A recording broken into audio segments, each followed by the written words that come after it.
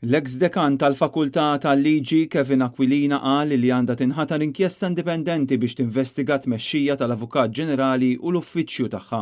Skont il-professur Aquilina, din l-inkjesta għandha tinħatar fil-konfront ta' Victoria Buttigieg qabel ma jibdew xi proċeduri possibbli biex titneħħa mill-kariga tagħha u wastqar dan f'opinjoni li tal il-ġurnal The Malta Independent. Kevin Aquilina spjega li l-bord tal-inkjesta għandu jkun magħmul minn imħalfin irtirati li jkunu ħadmu fi qrati kriminali jew eks avukati ġenerali biex dawn l-individwi jkunu kemm imparzjali kif ukoll jafu sew ir-rwol u dmirijiet tal-Avukat Ġenerali.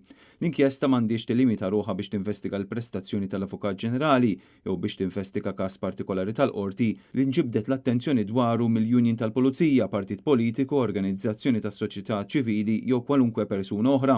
Iżda skont Aquilina għandha tinvestiga l-ħidma kollha tal-Uffiċċju tal-Avukat Ġenerali. Il-professur Aquilina qal li l-inkjesta għandu jkollha appoġġ minn kulħadd irrispettivament mill-kuluri politiċi, iżda għandha ssir ukoll bil-bibien magħluqa minħabba informazzjoni konfidenzjali li l-bord jista' jsir jaf biha matul l-investigazzjonijiet tiegħu. Madankollu dawn il-konklużjonijiet għandhom jiġu pubblikati fl-istess jum li jingħataw lill-Uffiċċju tal-Prim Ministru stqar Kevin Aquilina. L-Avukat Ġenerali Victoria Buttigieg reġgħet spiċċat taħt pressjoni sinifikanti fl-aħħar ġimgħat wara żewġ nuqqasijiet kbar ta' profil għoli fosthom il-każ fejn ippermettiet li tnejn mill-avukati ta' Jorgen Fenech jiġu meħlusa minn allegat tixħim fil-konfront ta' ġurnalist.